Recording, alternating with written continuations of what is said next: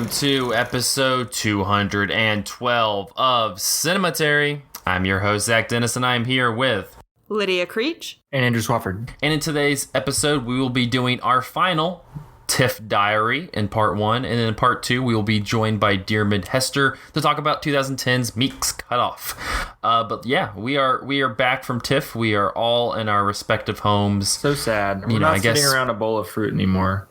Yeah, that was fun. Sitting around a bowl of fruit and gradually looking more tired because the comment I was given was that Lydia and Zach looked very tired in the third diary, and I was like, that's true. We were. But yeah, we will have a long-ranging TIFF recap in written form on the website soon. There should be a little section on the homepage of the different diaries. If you miss the videos, you can either watch it video form, you can listen to it, however you want to do it. We have recaps of all the movies that we have seen. We're going to do our final one. Andrew, you and Lydia both caught a movie on Sunday before you left, so I'm going to start with you guys before I do my whole rundown of different things. I don't know, either one, who wants to start? Oh gosh, Lydia, you want to go first or no? Yeah, I can just knock it out of the way. It's been a little while since then, and I've seen other things, but I caught Everybody Knows, which is Asghar Farhadi's newest film. He wasn't allowed in the country last year when The Salesman, I guess, was in the foreign Oscar race. I don't remember if it won, but he wasn't there for it. Mm-hmm. But his newest film is a Spanish production, I believe. It stars Penelope Cruz and Javier Bardem. And I don't know, the best experiences I had at TIFF were not really knowing what the movie was going to be and then showing up, and it was kind of scary. And so this one was that way. Penelope Cruz has gone to she's traveled out of the country and taken her 2 kids for a family wedding or something, and it just kind of starts off like normal family stuff. Asghar Farhadi's very good at, giving all of the characters kind of really realistic dimensions. And then in the middle of the wedding, this happens early on, so I guess it's not a spoiler, it's just what the movie's about. Her daughter, who's like 14 years old, just disappears. And they find on the bed where she's been sleeping, a pile of newspaper clippings about other missing / kidnapped children. So they're in a foreign country, and like her child has possibly been kidnapped, and like everything goes to shit, sort of. I don't know, this felt like a very plotty, genre-y, like very explicitly a thriller movie, which I hadn't seen from Farhadi before. He does it well, and he still has really complicated, empathetic characters, because with the daughter going missing, all of a sudden all of these like really ugly family secrets come up to the surface about like long held resentments over land and money and old relationships, and so it kind of spirals to be about all of this other stuff that they just never talked about, for the sake of being cohesive as a family. Mm-hmm. And all Penelope Cruz wants is her daughter back. I guess I should mention Javier Bardem's a major character in it. He plays Penelope Cruz's ex. I forgot the characters' names. Sorry. That's fine. Javier Bardem, people can bring that to mind better than the character's name. And so he is trying to help her, recover her daughter and like deal with these text messages, demands that they're getting. I don't want to go way more into it because kind of, the thrill of watching a thriller is all of these, reveals and then another reveal and then another reveal. And you're like, this family's fucked. They're not. I don't. Even if they get the daughter back. So like the thrills? What? The thrills are the good parts of the thriller? Oh my god. Sorry. Yes. I have a question. This movie Yes. got a lot of negative reviews out of Cannes, despite the fact that Farhadi is very much an esteemed name, especially after a separation. Do you see any reason why people would take against this movie? Not explicit. I mean, it's not like a separation. I haven't seen About Ely. I really did not like The Salesman, but it's also not like The Salesman. So I don't know. Maybe it's more of a genre exercise, and that's why people didn't like it. Because it's really hard to categorize, a separation, and so they're just. You could call it a legal procedural, but in a very different type of legal system than we're used to. And because it's, set in Spain, he can do and say a lot of things that some of the films he would make in Iran, like, he couldn't do because of state censorship and, Islamic sensibilities. And so maybe it's because it's different than that. Did Cannes like The Salesman? Because I don't trust their opinion on him if they did, because that movie, I hated it. So I wouldn't listen to them. I think so. I think they did, yeah. Yeah, but I don't know. Their family's not really, even if they get the daughter back, which I won't spoil whether or not they do, like, that just, yikes. They're not coming back together, I feel like. A lot of shit gets said that you can't really unsay to someone. So it's kind of like that. I don't know. I liked it. It was, I would not recommend seeing it. That's a really convoluted way to say that. I wouldn't not recommend it. I thought you just said, I would not recommend seeing it. It was good. Anyway, moving on. Like, what a strange way of presenting that. So. I really liked been it, a little but while. do not see it. Yeah, it's a lot harder to, call this stuff to mind with a couple days in between, considering how packed together all of our film screenings were at TIFF. No, it's just, I wouldn't say that it's amazing too, because it's just like a solid movie and people will like it. Not on that separation level. No, I wouldn't say that. Would you rate it 4.5 or 5 stars? Which one? So it's a solid movie, so it's 4.5. 4.5. Gotcha. I All right, don't do 4.5. star ratings. Okay. I'm gonna toss it to Andrew. That's right, you don't. Okay, so the last movie that I saw at TIFF was American Dharma, Errol Morris's documentary about Steve Bannon. He has done documentaries in this style in the past. We talked about it on our preview diary. The Unknown Known and The Fog of War are both examples of him sitting down with one somewhat disgraced politician from the right side of the aisle and having them explain some sort of historical atrocity. And in this case, the historical atrocity is, of course, the election of Donald Trump. Steve Bannon playing an instrumental role in that election, not only with his role as the campaign. Oh God, what was his official title? Campaign strategist. That was it. Campaign strategist, but also as somebody who very much weaponized a particular voting bloc with his work on Breitbart.com as the editor-in-chief of that website, the home of the alt-right, as it was called at one point. In those first two movies that I mentioned, Fog of War and Unknown Known, he's using the interrotron technique of making it look like the person who's interviewing is looking directly into the camera, directly at you. He doesn't quite do that here. He has multiple cameras from all around the room, kind of looking at Steve Bannon from various angles.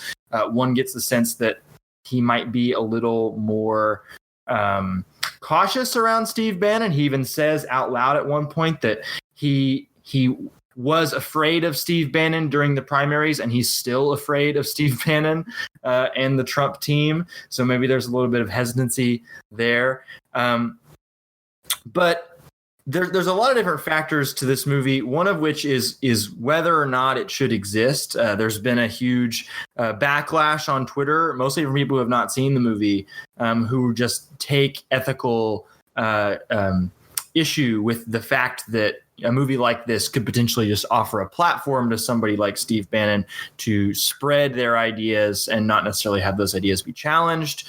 Of course, there was the controversy about the New Yorker Festival paying Steve Bannon to headline the festival in some sort of a potentially combative Q&A situation.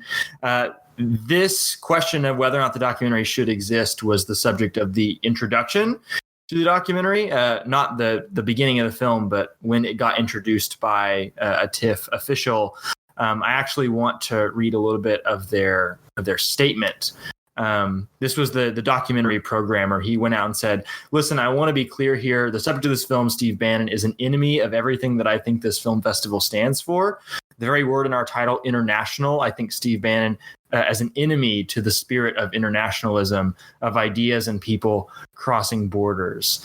And then he also mentions a lot of other documentaries playing in the festival that are specifically chosen to kind of serve as a counterpoint to the views of Steve Bannon. He also says, we make room, or he says, I also think it's important to look at our enemies, to study our enemies, to understand our enemies. That's why we make room for films like American Dharma and Divide and Conquer, which is the story of Roger Ailes. And Errol Morris himself is very conscious of the fact that this is a tricky subject. He came out as his intro and told everyone that he's glad that he made it. He was very uncomfortable making it, and he still feels very uncomfortable with the film as it exists. But he says that it is a film that is meant to make you afraid. And he called it a horror film before the film started playing. And I very much felt the idea of this being a horror film. I mean, it's not technically a horror film, but I was kind of shaking. My heartbeat was pounding the entire movie. There's something just terrifying about feeling like you're in a room with a man like Steve Bannon, who clearly has evil intentions, but does not come across as obviously evil. And he speaks in a very eloquent, articulate manner. So it's very hard to, clearly identify him as evil. He's this like he's this master manipulator, right? And so you just get the sense that you're in the room with like a sociopath or something. And it's very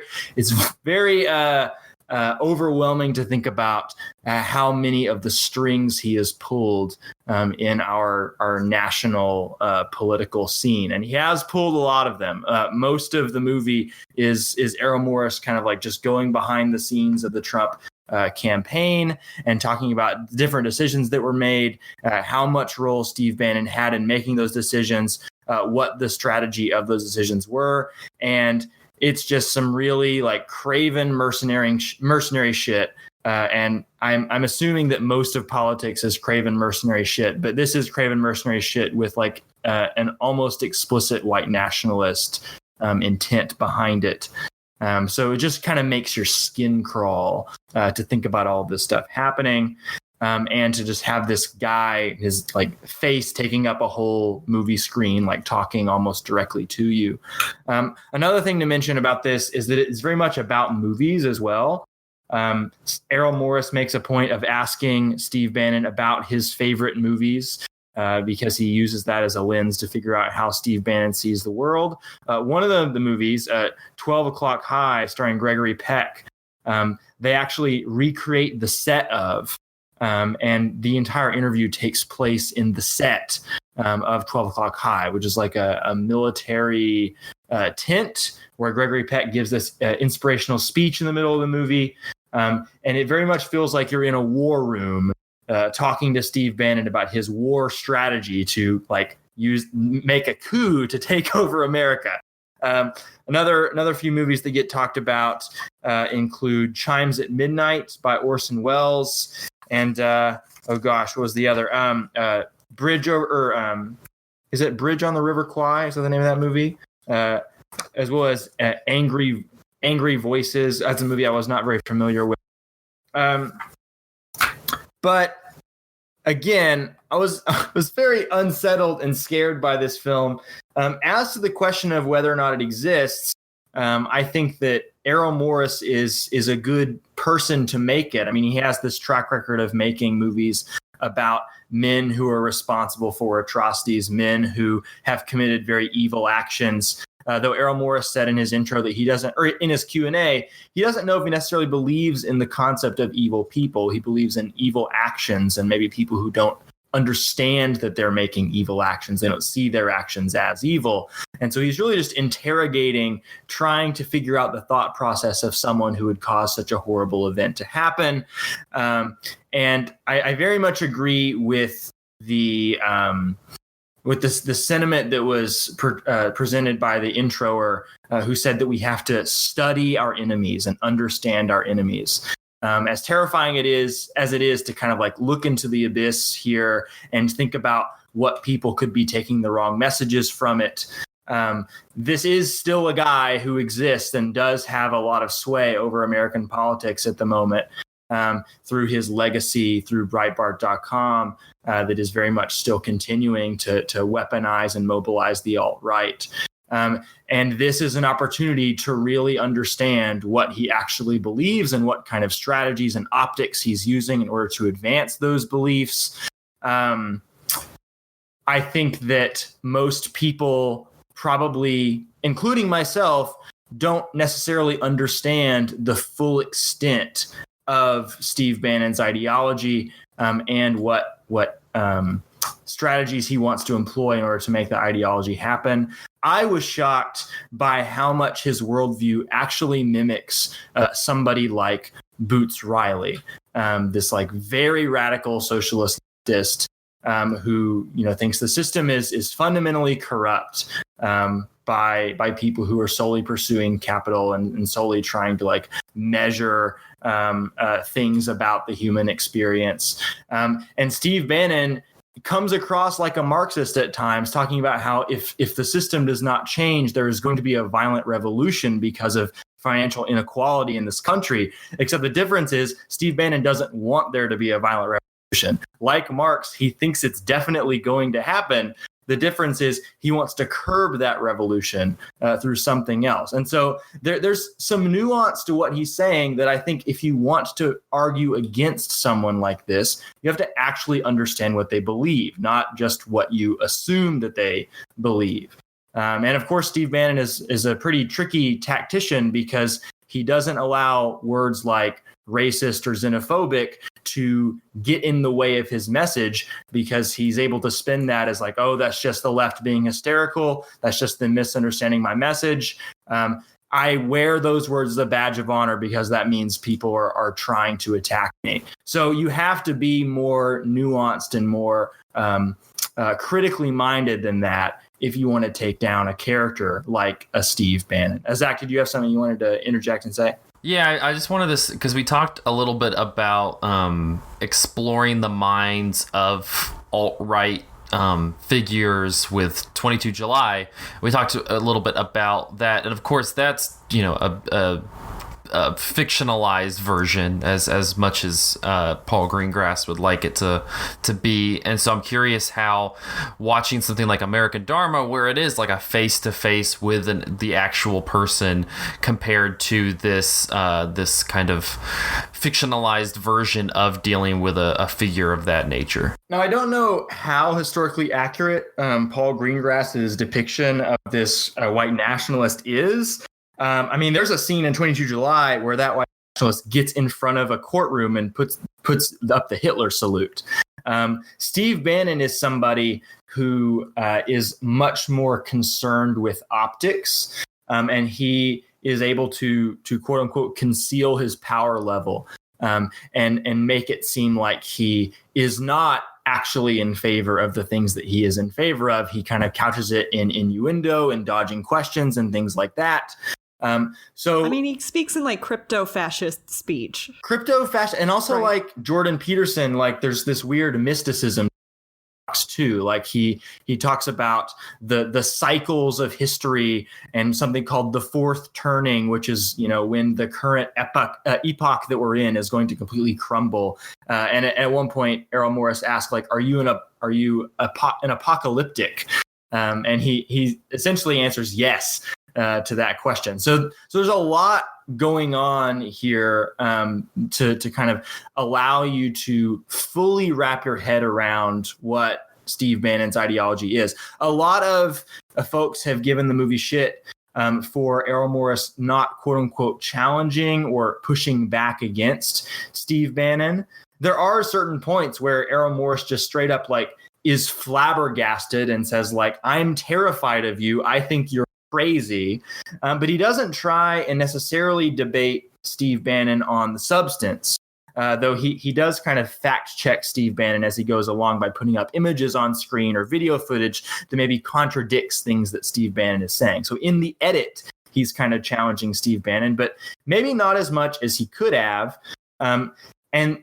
My thing is, you know, if you've watched the other documentaries in that like Interrotron format, the purpose of the documentaries is not to argue against the subject of the documentary. The purpose is to allow them to kind of expose themselves for who they truly are, and to take a long look at evil, as Errol Morris says. So I don't think that what people are wanting, what people on Twitter are wishing this movie does, is some sort of zinger documentary where Errol Morris gets to debate and crush the arguments of Steve Bannon. And we know that doesn't work. Like, he's not going to change Steve Bannon's mind over the course of this documentary. He's probably not even going to change the mind of people who might be sympathetic to Bannon's ideology watching the film, because they're going to be, all of these things that Errol Morris might say are going to be red flags of liberalism for them, and they're just going to tune them all out. So I think what this movie does offer is, like I've said many times, like this really in-depth, intense portrait of evil, and somebody who's able to conceal their evil very well. And I think that it is very effective as something that is going to make your skin crawl. I think that it is an effective point of study if you really want to understand some of the political shifts that are happening in this country right now. So I think it's valuable. I think people should see it. I'm glad the movie exists. It's one of my favorites of the festival, actually. I guess I just have a question, like what Steve Bannon thinks he's getting out of sitting down for a documentary extended interview. So like is that addressed? Well, it's kind of addressed at the very beginning. Like, what is Bannon's motivation for sitting down with Errol Morris? Steve Bannon's a documentarian, and he says to Errol Morris straight up in the first 10 minutes of this that he was inspired to be a documentarian by Errol Morris. He saw The Fog of War, the first Interrotron documentary, and said, I want to make movies like that. And then I believe he mentions at the premiere of The Unknown Known, or maybe one of Morris's other documentaries, he met Andrew Breitbart and got into that inner circle and was able to be part of Breitbart News. So Errol Morris very much plays a key role in Bannon's life and his career as a political figure. And I think that to a certain extent, like, he's fanboying out over the idea of being in a room with Errol Morris. And I've also heard people say, like, there's a great essay by Sam Adams for Slate. His headline is American Dharma has Errol Morris exposing Steve Bannon by letting him think he won. So there are parts of this movie where Bannon definitely seems very satisfied with himself and feeling like he is definitely beating Errol Morris in some sort of debate, not really recognizing that it's not a debate. And so Steve Bannon maybe thinks that he's being given the opportunity to grandstand and get this platform. And sure, maybe he is getting a platform. Maybe there's no way to talk about people like him without giving them a platform. Okay. But I think that the world is better for a movie like this. Hearing that it's not a debate helps, because a lot of the problem also with debating people, it's, for the audience, you're not going to actually change any minds, but like it's a legitimacy granting thing, like because you're even considering opening the floor up to horrendous ideas, it's like that grants legitimacy. And if it's just an interview where he talks and in his own words, Morris just wants to understand, like, how does your brain work, Steve Bannon? And you get a pretty good sense of that here. So if that is something that you are interested in, or that is something you feel like is politically necessary for you to learn about, watch American Dharma. I'm sure it will get distributed just because of how big of a name Errol Morris is. Though, of course, there's going to continue to be backlash, I'm sure. Sorry for talking such a long time, Zach. You have 10 movies to talk about. What are they? Well, don't worry. I have all. Let's do one a minute.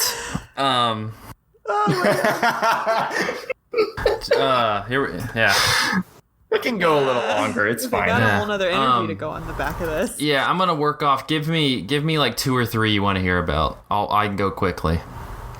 Is there any specific ones that you guys are like, I want to hear thoughts on? I do want to hear thoughts on Climax. Let's do Climax and High Life. All right. The 2 sex movies that you watched. with a predominantly, or with a with a critics audience. Yeah. All right. So Climax is the new Gaspar Noé. Is it Noé? Yes or no? Gaspar. I have no idea.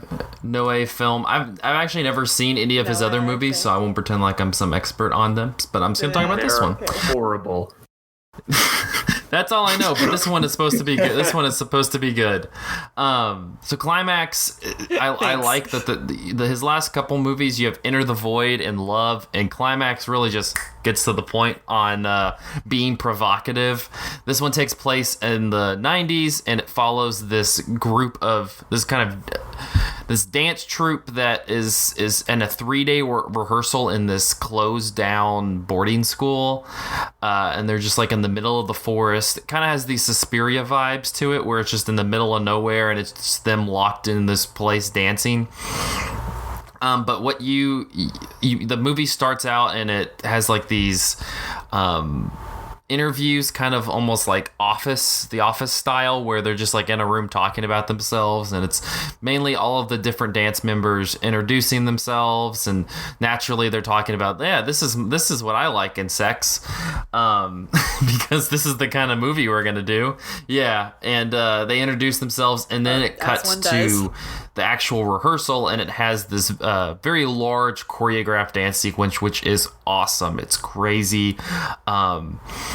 I'll talk a little bit more about like the movement in a second, but it's just this very choreographed. There's probably 1 or 2 like you can tell that they worked out specifically where they wanted to go. Other than that, it seems like they have these professional dancers who are just kind of doing whatever and just, all over the place. But the first choreographed dance number is really incredible. And then after that, they're like, all right, we're done with our 3-day rehearsal. We're just going to chill out and have a dance party, because after 3 days of rehearsing dance, I want to have a dance party. But that's a whole, whatever. That's, to each their own. And so they have this sangria bowl. Somebody, we don't know who, somebody spikes the sangria bowl and people get crazy. And so for the movie is, I don't know, like an hour and a half, or it's about 90 minutes. So that all happens within like 20 minutes, and the rest of the movie is just, it's pretty, I guess the best way to describe it is you're watching a descent into hell, and the descent is happening where, think of the scene in Fantasia where all of the ghouls and monsters are flying out of the graves and like flying around, and they're going to the volcano, and the big gargoyle is there. Like, that's pretty much what this is, but with nudity and sweat and sangria. It's just like this descent into hell where everybody's just moving and gyrating and dancing and crying and screaming and thrashing. It's just like the best way to describe it is narrative by movement. There is no typical narrative structure. I gave you kind of the synopsis, like that's technically what the plot of the movie is, and you're I guess. It's funny that he has these these interviews at the very beginning where he's like introducing all of these, the characters are introducing themselves and talking about themselves, because you have this juxtaposition where this is how they view themselves, and then you see their true selves whenever they're high on or acid or LSD. I forgot what drug specifically that they're all high on, and they're just dancing and becoming violent, and it's funny that he decides to kind of juxtapose those two things, because you have these two faces as you go along, and I don't know, the way that he shoots the bodies and the way people are just moving around. There's a lot of kind of behind people's back. Generally, Sofia Boutella's character, where she's just like walking around trying to find somebody, and you see these people dancing, and a lot of the dance moves, there's people like contorting their arms back. There's this one guy who like will contort his whole back, and so like he looks like he's bent in half and is just walking around. Like that continues to make it feel like you're like on some level of hell, because you have these people, these like contorted people walking around as they're making their way through this area. It's funny that people have described it as this giant like dance party turned orgy, because while 80% of the characters are incredibly horny and talk about it, because there's like this whole sequence during the actual party where there's these two characters and he's just talking about how he wants to fuck everything. It's actually not as like pornographic as you would assume. It's not like you hit one point where there's just like unedited, unrated sex happening. You see a couple kind of clips of people having sex, but there's nothing explicitly graphic, I wouldn't say. It's more just it. It's I mean, it's come on, it's not porn. You're not hitting just, that. Everything about this sounds so miserable. It's I don't know, it's crazy. I saw somebody was describing it as like, it's kind of like a roller coaster, like you get on in a theme park and you just kind of take it and then get off. That's kind of what it is. Like it's crazy. It's you just kind of get sucked into it. It reminds me of like it has the ramped up energy of like a Sion Sono movie, where you're just on this train and you can't really jump off. It's just kind of barreling at 1,000 miles per hour, and you're just like, oh my god, how am I supposed to? It kind of has that energy to it, but it also has just this batshit crazy. I don't know, just idea to it, where it's just like, yeah, it's just we're anything and anything is possible, and people are just completely like losing their minds. I don't know, I really liked it. It's a fun movie. Like the best review I could read for you is one I liked on Letterboxd, where the guy is talking about just all the different disturbing natures of Climax, and at the end he's just like, I would love to watch it again. I can't wait to watch it again. It's a real fun movie. I didn't see it. It was a Midnight Madness movie at TIFF. It would have been a perfect midnight movie. Like this is a movie you should watch at like between the hours of midnight and like 4 a.m. and you should be drunk on something or high, or like you should not be sober. You should watch this. You should watch this in some state and it'll blow your mind. Climax. It's a pretty fun. With other people? Sure, yeah. Go for it. It's a no promises of where the night goes from there. Yeah. It's just no promises. What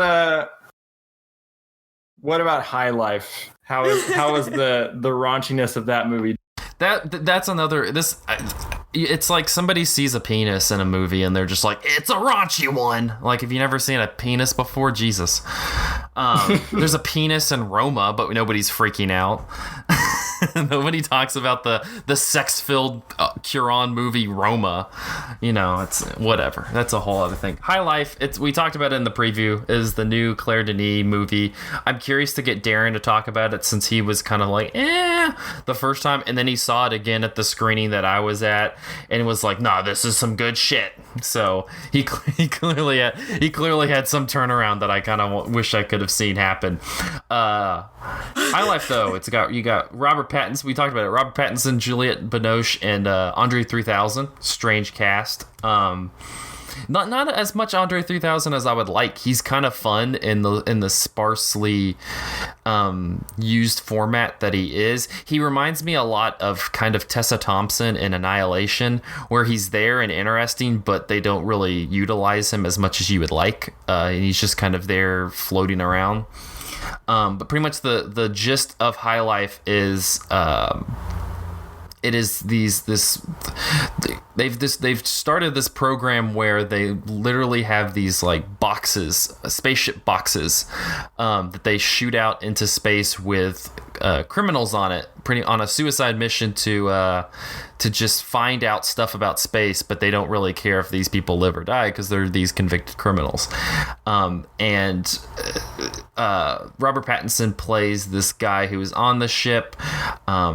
Various events happen, and we are jumping back and forth between him with a crew of people and then him kind of on his own, like kind of Moon. That it kind of has that type of setup where it's just him doing stuff on his own.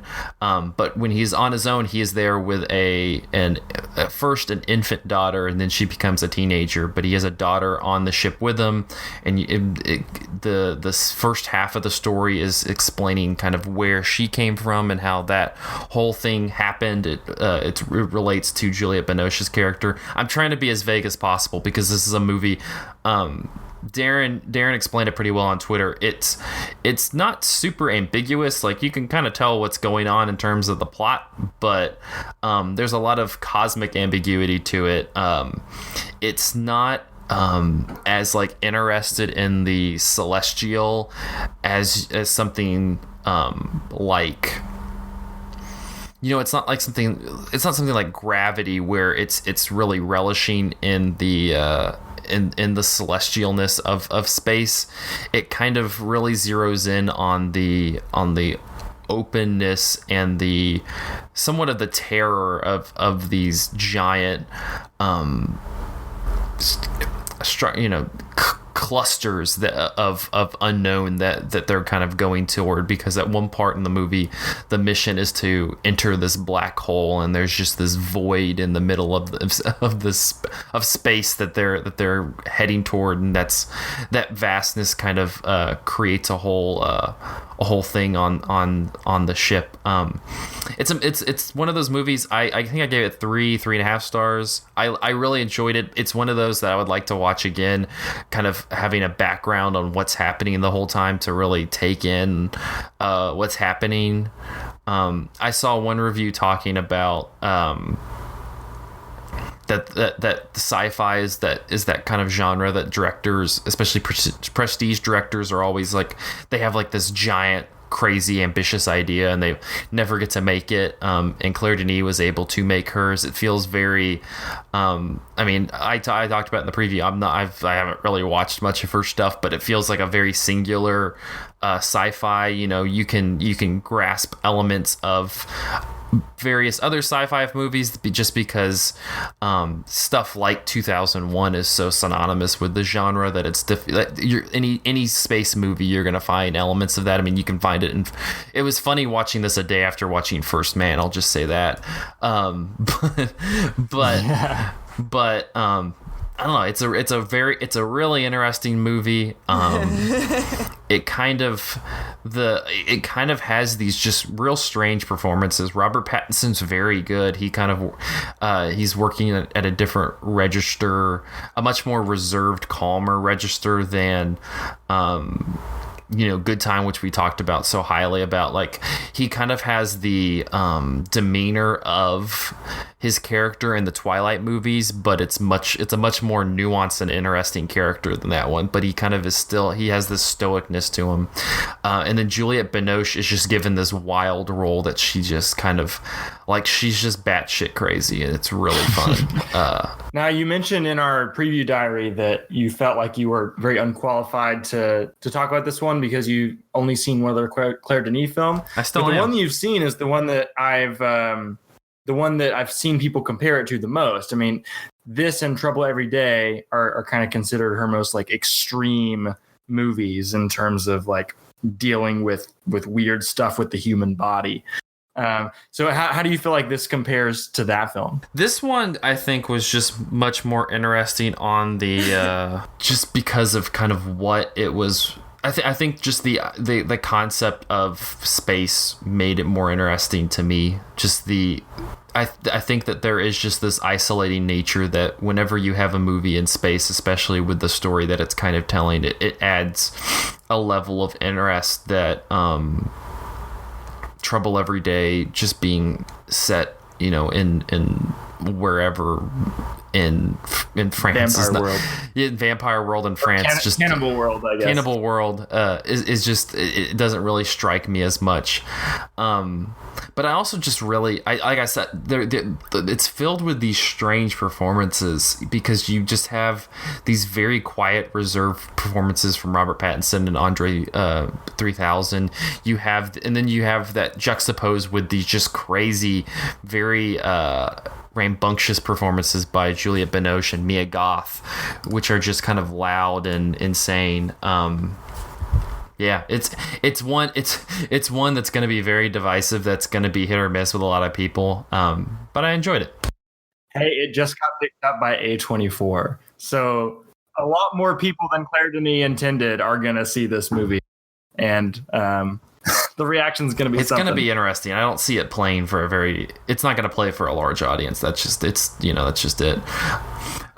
We've already gone really long, so some quick. I wanted to point out. I'll talk about it at some point soon. If Beale Street Could Talk is a goddamn, just fantastic movie.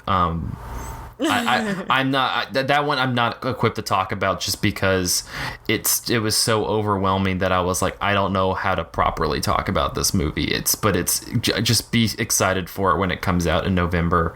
I'm very excited for. Hey, let's play a fun. Oh, go ahead. Oh, no, go for it. I like fun. I was going to say, let's play a fun game, and I will just shout out titles of movies that you didn't get a chance to talk about, and you say thumbs up, thumbs down. Okay. Nonfiction by Olivier Assayas. Thumbs up. I really like that one. Assassination Nation. Thumbs down. First Man. Thumbs up, but I wasn't wild about it. It's easily the least enthusiastic I've been about Damien Chazelle's movies to this point. It's fine. Roma by Alfonso Cuarón. Thumbs up, but I want to watch it again. I'm not as people are just like throwing out Masterpiece, and I'm like, let's chill out a little bit, guys. People need to chill. Just in general. The Old Man and the Gun by David Lowery. Thumbs up. It's a very charming movie. I think that'll be a big crowd pleaser. I think. Maya by Mia Hansen-Løve. Thumbs up, but not one of her better movies. I saw some people making some good points about it. It's okay, but it's not, especially with how good her last few have been. It was kind of fun. Mm-hmm. I don't know. I saw some people. That doesn't sound like a thumbs up. No, people have been talking about, because the story of it's this war reporter who comes back after being imprisoned in Syria, and he takes this trip because he has family connections in India, so he's taking this trip in India and kind of sparks this friendship with, I don't know how old she is. I think she's in college, but so it's still young, but she's still very younger, and he starts this like relationship with this girl who is the daughter of this hotel owner that who's his godfather, who's known his whole life, and I don't know, that guy, the guy who plays the main character, and he always just seems to be kind of a pretentious douche in all of Mia Hansen Love's movies. Yeah, I don't really like that actor very much. Like the actress who plays Maya is very good, and she's interesting, but he's just always like, this is just he's kind of like a French stereotype. It's like he always has a cigarette and he's like, it's just a relationship. We have the sex and then we move on. Like, that's just what he kind of feels like. He just feels like a French stereotype. And so I'm always just like rolling my eyes at him. Yeah. And the only other one I didn't mention is Burning by Lee Chang-dong. Burning is growing gradually on me. It's one I'm excited to talk about once more people see it, because you kind of have to dig into the nitty gritty of it. But it's a movie that the more I read about it and the more I thought about it, I was really impressed with the what it's trying to say. It's a strange movie because it's very long and it takes its time. It takes its time almost to a level where it like you could watch it and completely miss what it's saying. And that's what I kind of did initially, and then I thought about it, and it's a really interesting movie. I'm really curious for when others will see it, we can talk about it. I can't wait. Yeah. All right, we've talked way too long. We're going to take a short break. We'll be back talking Meek's Cutoff with Diarmuid Hester after this. Hey, Cinematariats. This is your co-host Lydia Creech with an important message during this break in the show.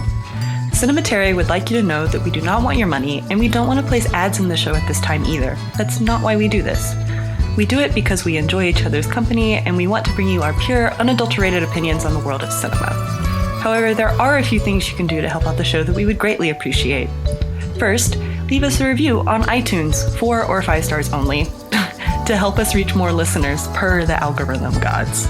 Secondly, send us a tweet at Cinematary, or better yet, send us an email at zach@cinematary.com.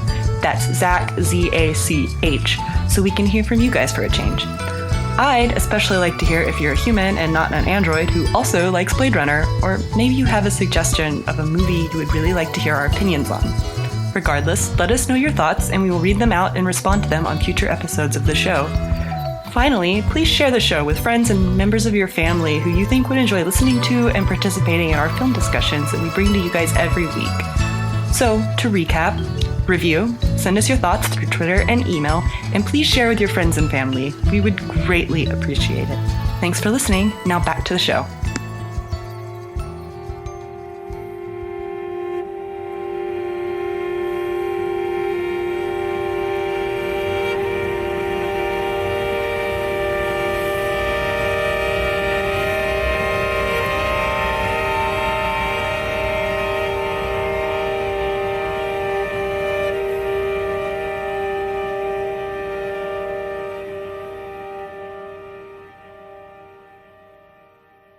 And we are back with part 2 of episode 212 of Cinematary. In this part, we will be continuing our Directed by Kelly Reichardt series with 2010's Meek's Cutoff. Joining us today, all the way from France, the University of Cambridge's Diarmuid Hester. He wrote the piece Highway to Hell, talking about Old Joy, Wendy and Lucy, and Meek's Cutoff. Diarmuid, thank you so much for talking with us. Yeah, thanks very much for having me. I'm really interested to listen to the rest of your podcast on Kelly Reichardt. She's a really fascinating filmmaker. Could I just point out, actually, I mean, you mentioned that I wrote an essay, it's in the Journal of American Studies, called Highway to Hell, and it's about how Kelly Reichardt kind of examines the myth of the American road. But I'm sure there are going to be some listeners out there that will be fans of AC/DC that will probably point out that Highway to Hell has very little to do, in fact, with the American experience, and rather more to do with the Australian, given that it's AC/DC.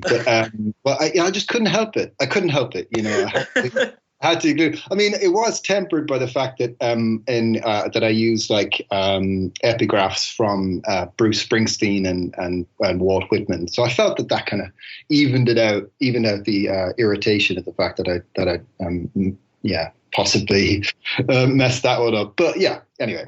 So that's just a little context. We've lost all those listeners, but it's okay. I didn't realize we had some AC/DC fans who were waiting for that input into the film discourse. So it's okay. It's not a big deal. Yeah. Well, like the intersection of AC/DC fan to Kelly Reichardt fan is actually substantial. Right, enormous. That's very true. Crossover appeal. Well, Meek's Cutoff, real quickly, for those who haven't seen it, it takes place in the 1840s, and it follows 6 settlers and their guide as they are moving along the Oregon Trail. It stars Michelle Williams, Bruce Greenwood, Paul Dano, Zoe Kazan, among others, and the settlers are kind of separated amongst different families. You have Paul Dano and Zoe Kazan are this kind of younger couple who clearly have this anxiety about the entire trip. Michelle Williams and Will Patton are this relatively newer married couple. She's much younger than he is. And then you have Shirley Henderson and Neil Huff, who are this couple who have a child with them. And then Bruce Greenwood plays this drifter character that it seems like we've been talking about every week with Kelly Reichardt, this guide who is leading them to the promised land of mountains and riches and everything.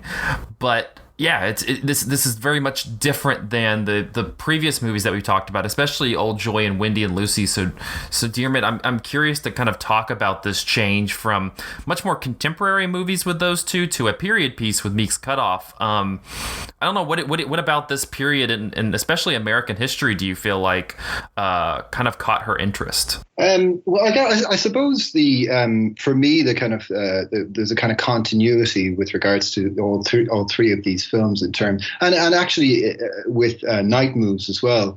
I kind of based my analysis on the idea of like an Oregon trilogy, which would be Old Joy, Wendy and Lucy, and Meek's Cutoff. But of course, Night Moves was made in 2013, and I think it explores kind of similar ideas. And the central idea, I think, is this idea of the road and this kind of courses through all 3 films. And I mean, I'm not sure exactly how much you guys had a chance to talk about the kind of symbolism of the road in Old Joy and Wendy and Lucy. But for me, that's the kind of central aspect to the things that she's trying to think about. So like in Old Joy, for example, the way I see it, the road, it kind of impedes a kind of intimacy or the expression of friendship between the 2 central characters. And once they get off the road, once they kind of go back to this kind of prelapsarian kind of idyll, kind of this spa in the middle of the mountains, where there are no roads, and it's kind of a retreat from that symbol of civilization. They're finally able to touch each other and and have this very kind of close bond be rekindled.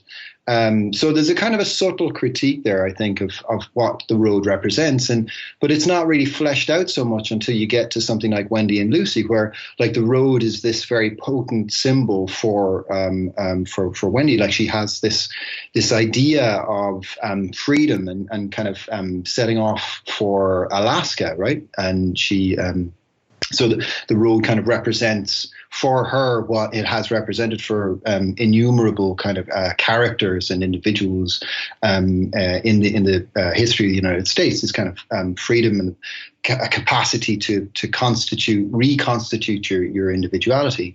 But what Reichardt does there is that she exposes that idea of road as a myth and the idea that, well, really, your capacity to experience freedom will be very much dependent on whether you can afford it, and also your status, whether you're male or female, black or white. Because I think it's very interesting to think about something like Wendy and Lucy with regards to that film Into the Wild.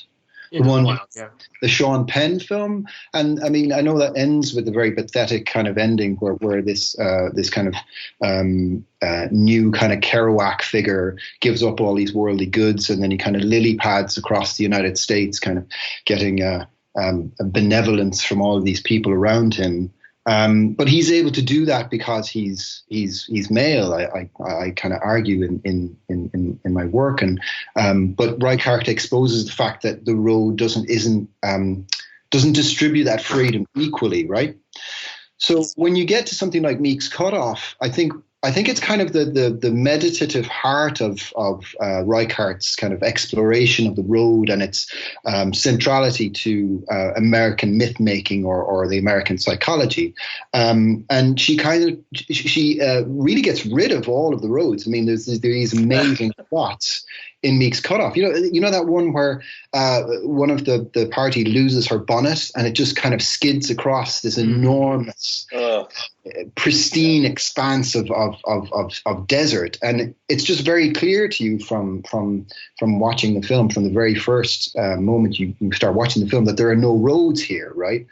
So she's trying to figure out, like, well, why, given this unmarked space, what is the compulsion to create roadways? What is the compulsion to kind of striate the lives of Americans? And I think she comes to the kind of conclusion that it's fear, right? That it's fear of being lost and fear of being unknown, and also the way that fear has been kind of continually exploited by individuals who seek to kind of benefit from it.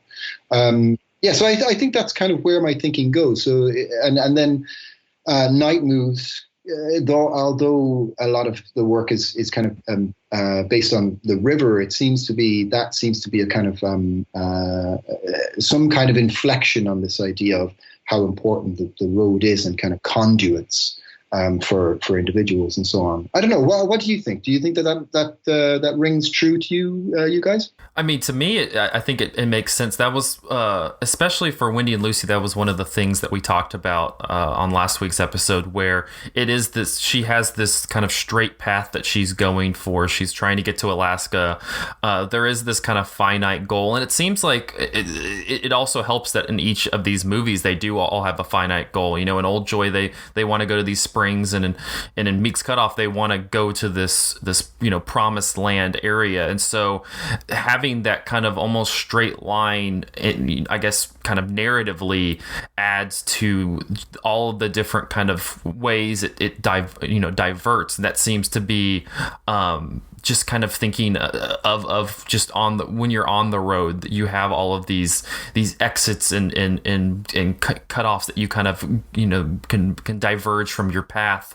And I think that narratively that allows her to explore all of these different facets with especially all of the characters. And with Meek's Cutoff, it allows with these kind of different factions along the way to explore their psyche, just because they're always diverging from that straight path, and that makes the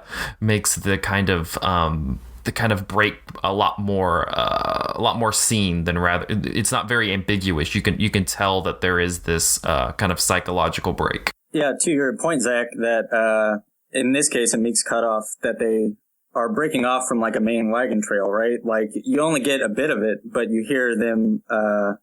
Specifically, I think Solomon talking to Emily, the William Patton and Michelle Williams characters, saying that they intentionally split off 3 families off a main wagon trail.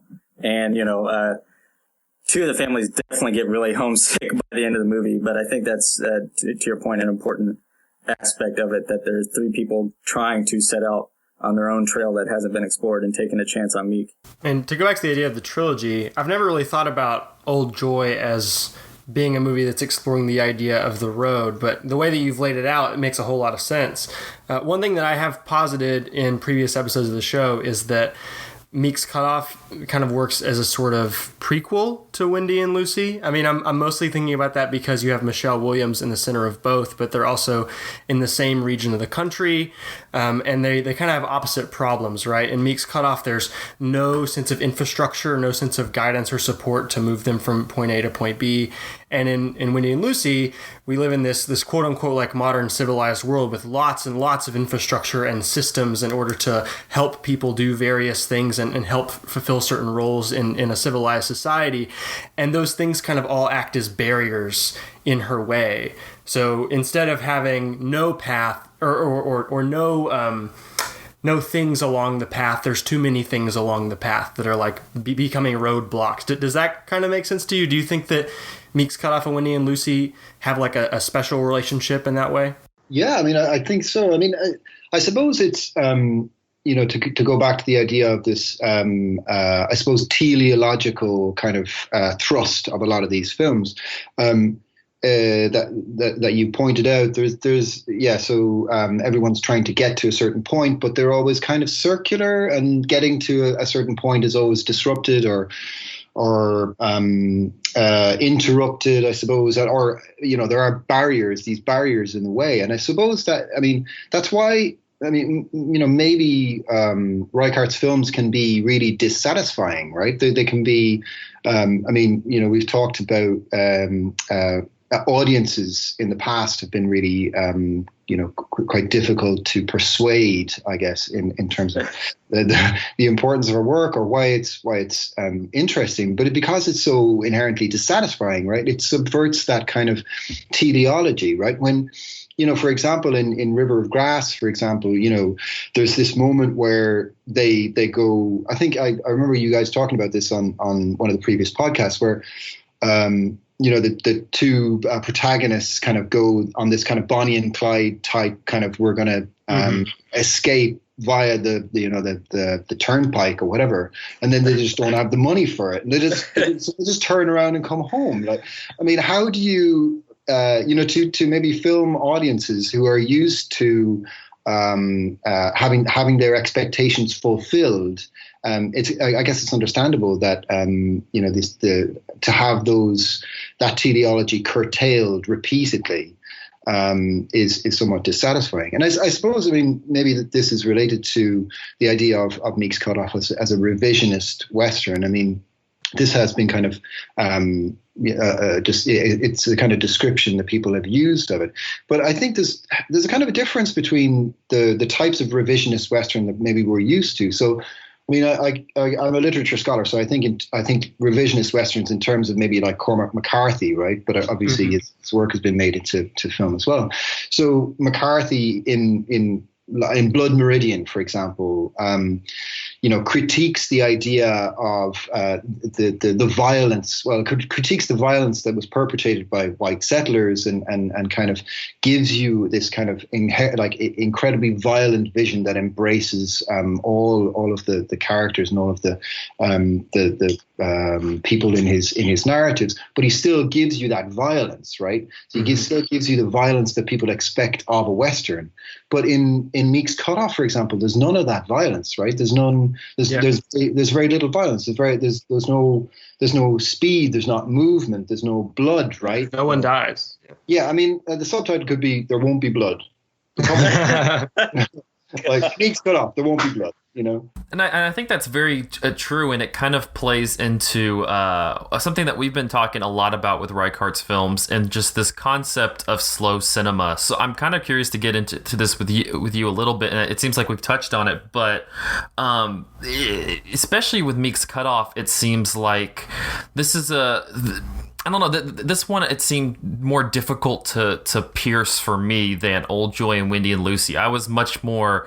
I assimilated to that much more easily than Meek's Cutoff. It seemed a little bit more aloof for me, and it kind of has the same pacing and duration, but I think, kind of going back to a point Andrew made earlier, there is just this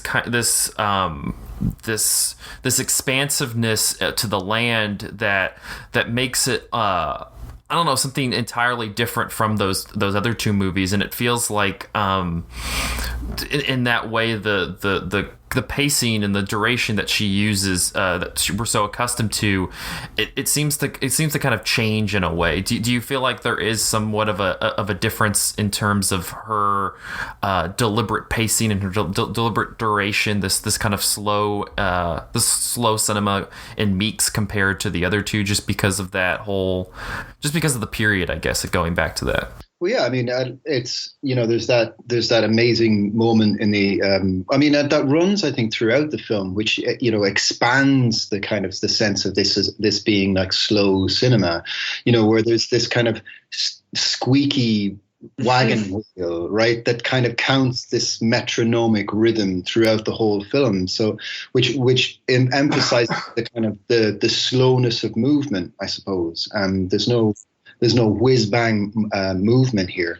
But I suppose, yeah, it feels to me like it's I guess like I touched on this idea that it's a kind of more meditative piece, and it's moving in I think into the realm of almost like a parable, or so she's taking she's drawing from an historical example. So you and your listeners may know that it's drawn from the story of the Meek Cutoff, and that log that you see being carved in the initial scene of the film, that one where it just says lost. Mm-hmm.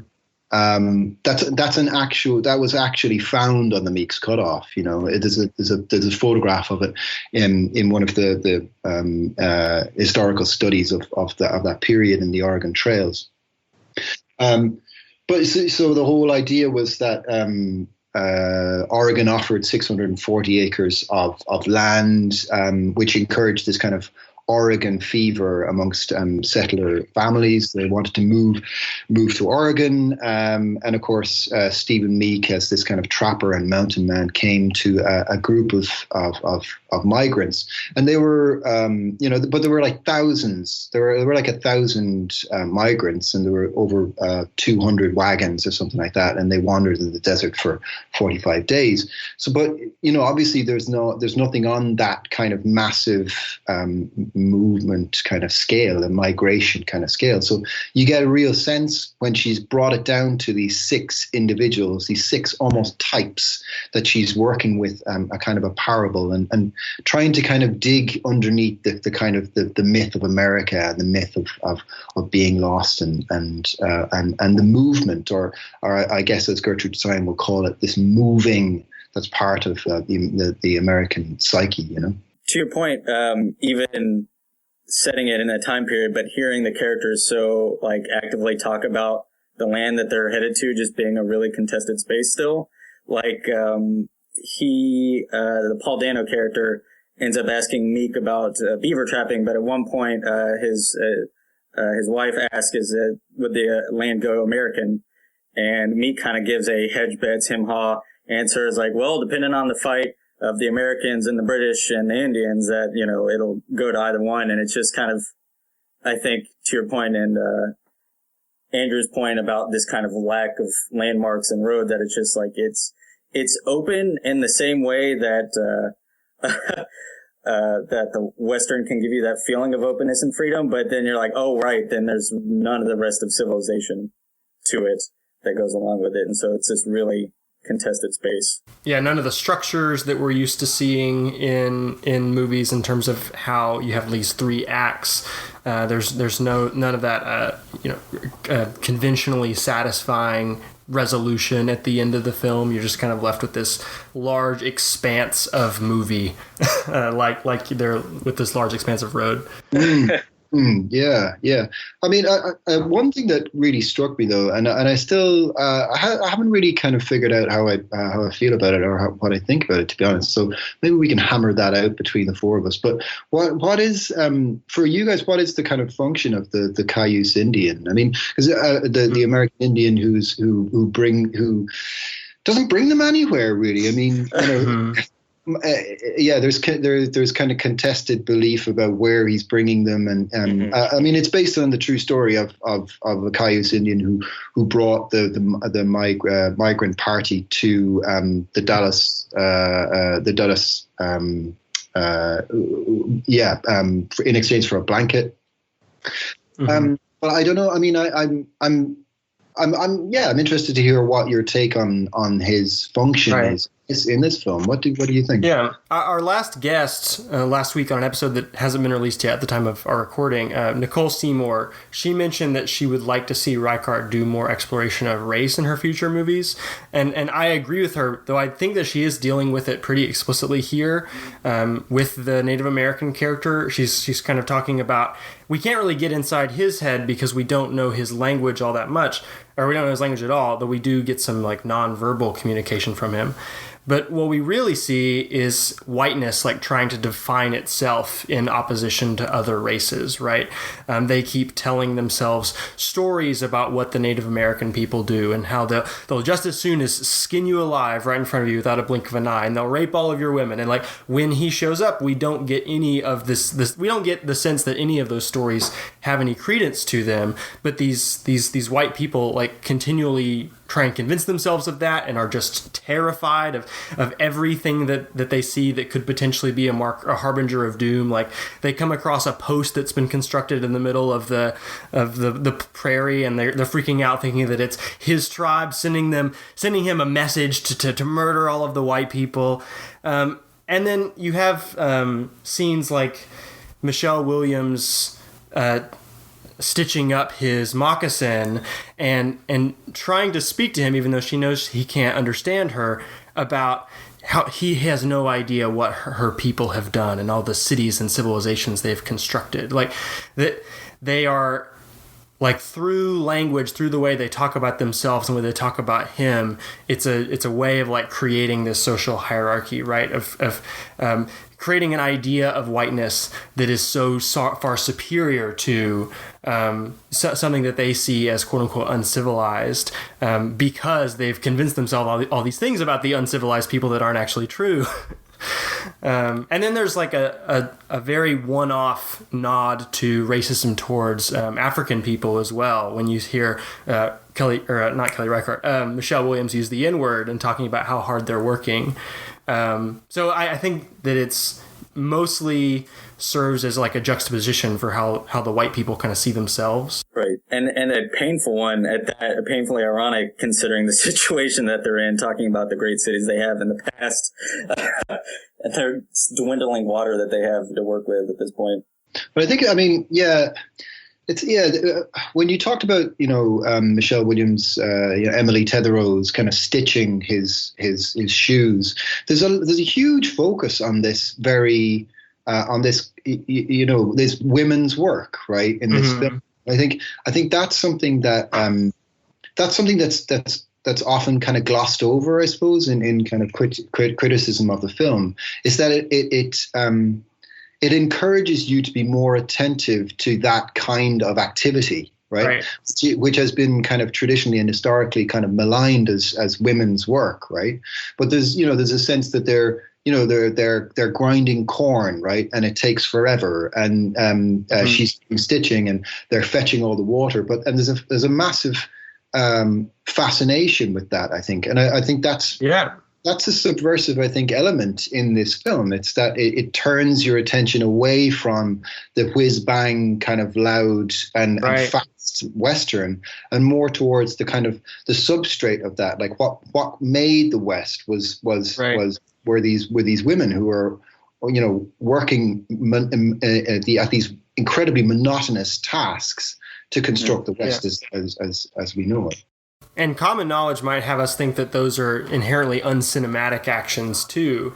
But I think that what she might be doing here is drawing on a tradition that maybe goes back to Chantal Akerman and Jean Dillman. Chantal Akerman had this idea that like in cinema, there's a hierarchy of images. We think that like a car crash is more important than somebody doing laundry. It looks better on screen. And she wants to flip that on its head and like ask us to think very deeply about and look very closely at these types of actions that we are not used to seeing on screen for gendered reasons. And I think that Kelly Reichardt is definitely doing that here in terms of how much time we spend on the menial work that goes into making this adventure function, and also in how she kind of uses cinematic language to force her perspective into the women's shoes. She has the aspect ratio that's squished and looks like a bonnet.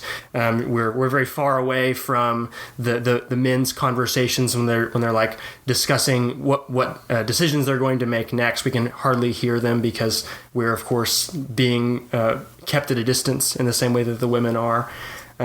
So I think that like with every element of how the movie is put together, she is kind of challenging this traditional narrative of the Western and what perspective it's usually told from, and what kinds of things usually happen in it because of that perspective. You're totally right that it also kind of participates in this tradition of feminist filmmaking. Because, she's been quite explicit in her criticisms of the film industry and its inherent misogyny, right? People asked her like why it took her so long to make the film, and she was like, well, try getting the money together to make an independent film as a woman, I'm curious, as we kind of wind down, we've talked a lot about. I'm curious what interested you about these three movies and her work, and what kind of brought you to write about this as. I guess what struck you about these movies and this concept of the American road? What was interesting to you personally that made you want to reach out and go for it? Well, I think I have to probably recognize the influence of my friend Mark Gluth, who's a novelist that's based in Washington State, and he wrote a book called The Late Work of Margaret Croftus, and it's one of the best novels that I've ever read, and it has this just incredible tone. I find myself forever buying that novel because I always give it away. Those kinds of novels that you just love it so much you want someone else to read it, and then they never give it back. But it was so Mark. I did an interview with him, and he was very forthcoming about the influence of Kelly Reichardt's films on his work. And then so I sought out River of Grass and the rest. And I was just really fascinated by the tone of them. But then the more and more I watched them, and I just movement, I think, became really, really important as a way to kind of think about these films, because they are very difficult to interpret. As I think one of the themes of our conversation has been that they're films that they don't fit into a usual register, which can be easily interpreted and made intelligible. So one of the ways in for me was thinking about this idea of movement and the importance of movement and in the films, but also to a broader American culture, and how that kind of manifested historically was, through the building of roads, and became really interested in the kind of politics around road building, particularly in the late 1950s and early 1960s, where there hasn't been a huge amount of publicity around it, or I guess a lot of understanding around it. But there was a massive anti-freeway movement in Oregon and in various different places as well, San Francisco and Boston.